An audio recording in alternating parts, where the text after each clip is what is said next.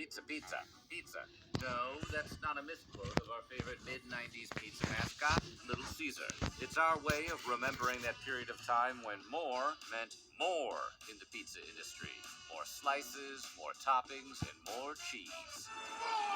Never was that more apparent than in the early 90s, when America's three biggest pizza chains launched outsized campaigns for their mega-sized pies. Today on Weird History Food, we're talking about the giant pizza war of the 1990s. But before we get started, be sure to subscribe to the Weird History Food channel. And let us know in the comments below what other deep dish dives you'd like to hear about. Okay, grab a napkin and a plate and put down that fork. The year was 1993.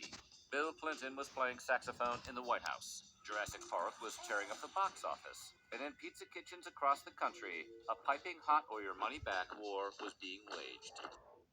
Accounted for a whopping 48% of the pie of America's pizza industry. Each chain had sliced out its own slice of notoriety, and the reigning champion was the oh-so-deliciously buttery Pizza Hut. With its signature red booths, arcade games, and pleasant dining experience, Pizza Hut offered a family-friendly alternative to the pickup counter. Meanwhile, Domino's had sliced itself as the best delivery option, with its mad dash of drivers running red lights to get you your za in 30 minutes or less. Or it was free. Wise man say forgiveness is divine, but never pay full price for late pizza. Perhaps not coincidentally, this was the same year the Domino's guarantee went bye-bye, after the company was forced to pay a St. Louis woman $70 million in damages. Turns out that forcing teenagers to race at breakneck speeds or risk losing their wages wasn't the smartest idea, as the woman suffered injuries when the teen delivery driver ran a red light and struck dine-in locations or a delivery fleet. If you wanted Little Caesars, you'd have to use your cordless telephone. Call them and then drive your own vehicle to the store and pick up your own order. How barbaric. Life was tremendously difficult before DoorDash. You had to get your own takeout, just like the pioneers. So how did Little Caesars set itself apart from its rivals? By offering more, of course. Which is where that catchy pizza pizza slogan comes from. Pizza pizza. While most of the time Little Caesars couldn't offer you the dine-in experience of a Pizza Hut, or daredevil drivers willing to risk life and limb so you could spill piping hot sauce down your new work shirt while watching Roseanne, they could offer you a good pizza value. To this day, Little Caesars remains the cheapest pizza franchise in town, with a large pepperoni costing only $6 in 2022. It's hard to pass up that bargain every day. For decades, over its zesty fiefdom and relative peace and harmony. But then, Little Caesars made its move, marking a turning point when the mutually respective coexistence of the three pizza chains gave way to open hostilities. All it took was Little Caesars taking the next logical step in its value offensive, and it all started with a simple question. What if, instead of just offering two normal-sized pizzas, it could offer you two humongous pizzas? Double the cheese, double the pepperoni, double the depth, double the chance of a massive heart attack. Yes, yes, yes, and yes. Probably urgent, but don't call that a Chicago-style pizza. Little Caesar's Big Big Cheese, emphasis on the exclamation marks, was the Detroit-style pizza, a less bready counterpart to the Chicago-style deep dish pie. The Big Big Cheese was a resounding success, and Little Caesar's sales soared by 54%. Items also benefited from a nice little bump to the spaghetti bucket, which was exactly how it sounds and tastes. After years of ranking third in the pizza triumvirate, Little Caesar's Big Big Cheese gimmick looked like it might finally put them ahead of Domino's. But the Big Big Cheese, which, not to split hairs, was a pepperoni pizza, was a Pizza Hut could see this Little Caesar gaining ground in its rear view. The number one pizza restaurant had a choice: either ignore the underdog or copy it. Pretty much exactly. The Hut chose to A2 Brute Little Caesars and pitched 21 slice rectangle for only $11.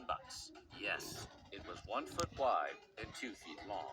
By the way, the same genius marketing team went on to come up with the idea for stuffed crust.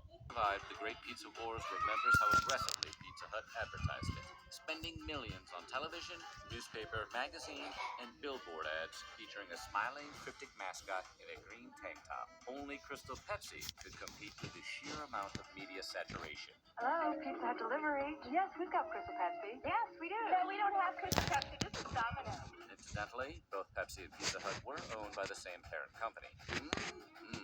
giant multinational corporations. And if the brand's first ever national product campaign wasn't enough, Pizza Hut got really adventurous and leased a $4 million blimp to fly over cities with a cartoon Bigfoot and Pizza Hut's logo. In 1993, the Bigfoot pizza blimp crashed into the roof of an apartment building on the west side of Manhattan, injuring 2 crew members. Honestly, it might have been the most important 4th of July celebration in the nation's history.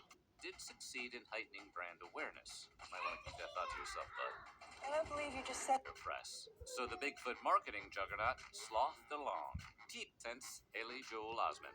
The new ads for the Bigfoot took direct aim at the competition. Cut runs over how much cheese to.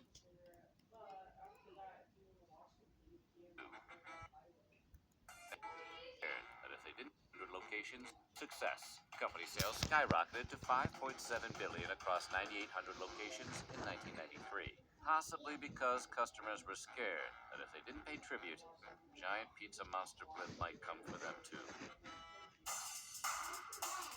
You never want to be the last to a pizza war, and you certainly don't want to be the least equipped either. Fortunately, the Dominator was both.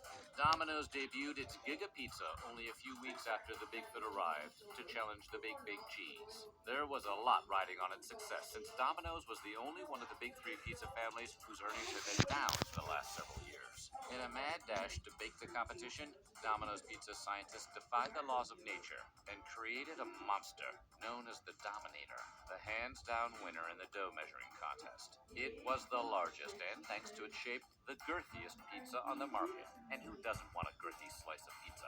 But there was a fatal flaw in its design that caused the Dominator to end the pizza wars with a deafening faceplant. In the